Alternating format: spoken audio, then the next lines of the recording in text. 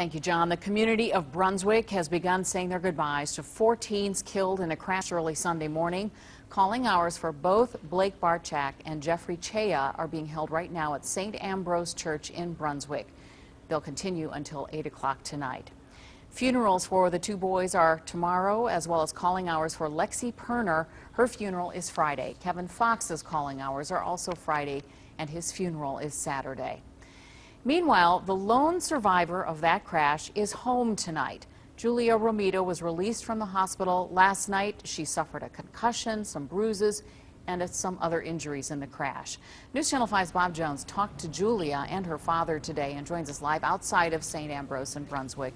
Bob, definitely some heavy, mixed emotions for that family.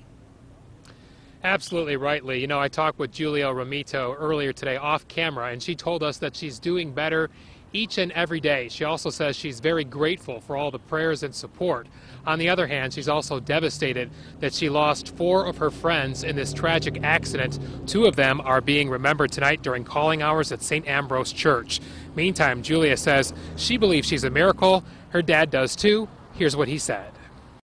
She knows she's very, very, very lucky.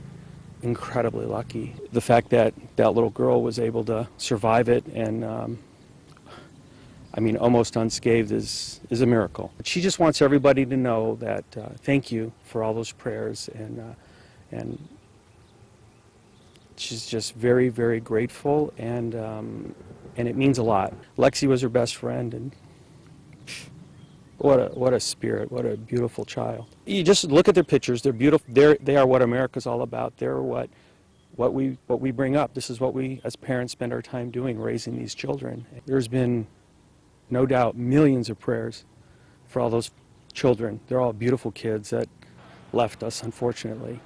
And I know those kids are being lifted up with those prayers, so keep them coming. Somehow, you know, Angel's Wings wrapped her up. I don't know why they picked her. I wish I would have picked them all.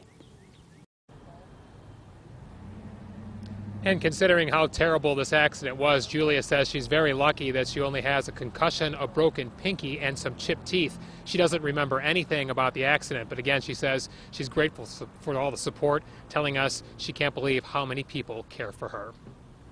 Wow, her father, so eloquent in what he had to say, Bob.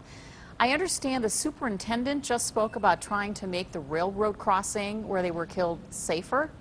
That's right. Superintendent Mike Mal addressed the media just a short time ago. He says he's currently talking with the state representative about smoothing out that area of Boston Road, making it smoother so that it's not a launching pad, and he's in the process of getting funding for that. Also, they're in the process of right now lowering the speed limit out there to 25 miles an hour. So action is being taken because of this tragedy. All right, that's what a lot of people are hoping for. Bob, thank you. Well, you certainly have noticed many people wearing blue T-shirts for today's calling hours. A group of students is selling them to remember and honor the victims of the crash.